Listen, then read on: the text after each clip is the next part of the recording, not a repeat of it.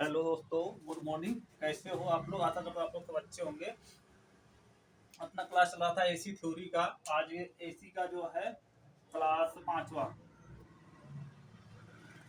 Class क्या है? Five, class five, जिसमें मैंने पावर फैक्टर कंप्लीट कर लिया था। उसके बाद जो है शुद्ध रजिस्टिव, शुद्ध कैपेसिटिव और शुद्ध इंडक्टिव के बारे में बात की। उसमें आरएलसी रह गया था। आरएलसी परिपथ में जेड बराबर इम्पीडेंस बराबर R square plus XL minus XC, XC पूरे का स्क्वायर और कार्डेम पूरे का रूट। ठीक, जैसे जेड सॉरी इम्पीडेंस का पूरा सूत्र है ना, से उसमें या बी बराबर बी आर स्क्वायर। बी क्या है? R square, V R square. ठीक, V R square plus V L.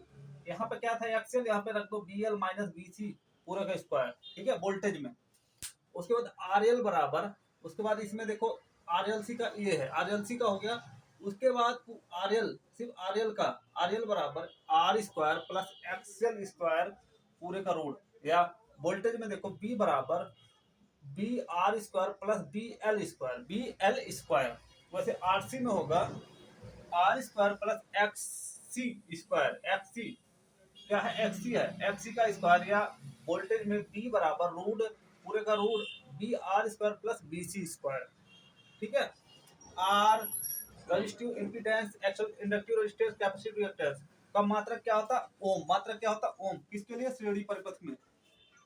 और जी कंडक्टेंस, इम्पीडेंस, ससेप्टेंस और बी एल बी सी। ठीक है, मात्रक क्या होता है? Conductance, admittance, susceptance. मात्रक क्या है? महो। इसका क्या मात्रक होता? महो। समांतर, समांतर के लिए होता, समांतर परिपथ के लिए। बी एल क्या होता? B L inductive susceptance. B C क्या होता? Inductive capacitance. ठीक है, बी सी क्या होता? Inductive susceptance. बी सी क्या होता? Inductive capacitance.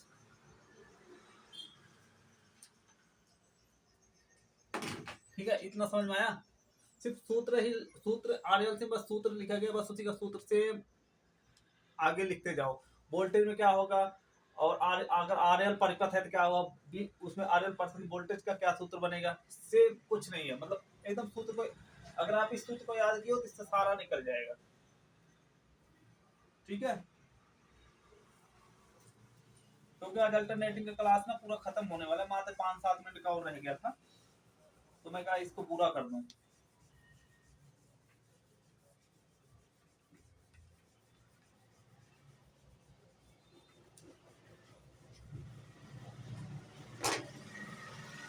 उसके बाद है अपना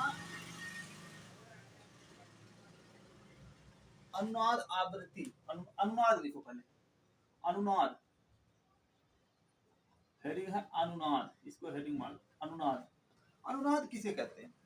विभव और धारा समान फेज में। अगर विभव और धारा समान फेज में हो तो उसे क्या, वह क्या है? अनुनाद। विभव और धारा, विभव और धारा, धारा समान फेज में हो तो अनुनाद, अनुनाद। और जब विभव और धारा समान होगा तो क्या होगा? इन फेज की तरह होगा। वोल्टेज और करंट क्या है? अगर एक एक एक ही परिपथ में है तो क्या है? इन फेज, इन फेज। और इसमें कोण का मान, कोण का मान क्या होगा? फाई। कोण का मान क्या होगा? 0 अंश। और power factor cos phi, cos phi क्या होगा? इकाई। पावर फैक्टर का मान इकाई। और पावर फैक्टर जब जिसमें इकाई होता है वो क्या होता है? प्रतिरोधी, प्रतिरोधी परिपथ, प्रतिरोधी।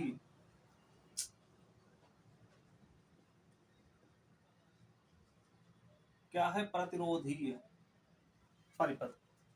ठीक है,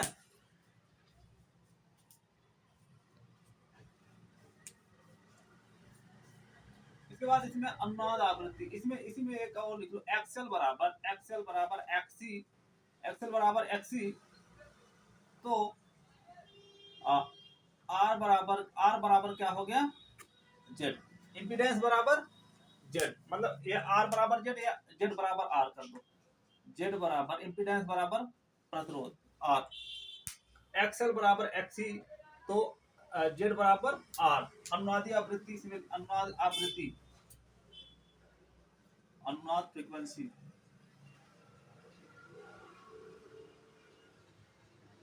अनुनाद फ्रीक्वेंसी, अनुनाद फ्रीक्वेंसी होता है एफ आर। एफ आर बराबर 1/2 पाई रूट एल सी। अनुनाद आवृत्ति 1/F_R बराबर 1/2 pi root L C. 2 pi root L C, ये पूरे का बट्टा है ये 1/। अनुनाद आवृत्ति, अनुनाद आवृत्ति में एक चीज और लिख लो। अनुनाद आवृत्ति में, अनुनाद आवृत्ति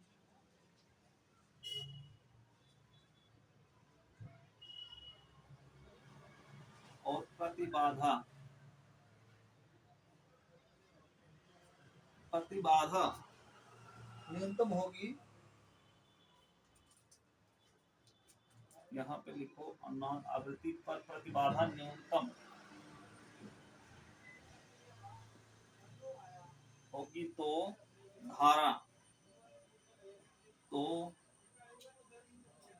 धारा का मान, धारा का मान अधिक, अधिक होगा। अनुनाद आवृत्ति पर प्रतिबाधा न्यूनतम होगी, यानी न्यूनतम होगा तो धारा का मान अधिक होगा।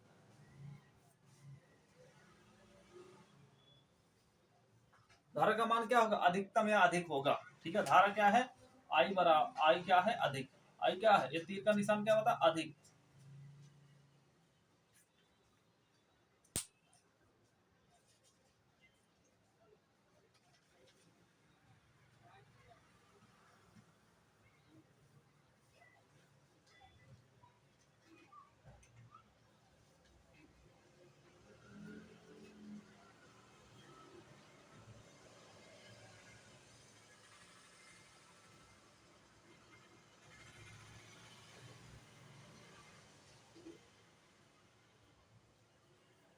बस एसी सर्किट, सॉरी अल्टरनेटिंग आज समाप्त हुआ। उसके बाद हम पढ़ेंगे प्रतिरोध, या जो है जो बोलोगे वो पढ़ दूँ। चलो प्रतिरोध का क्लास चलाते हैं आज।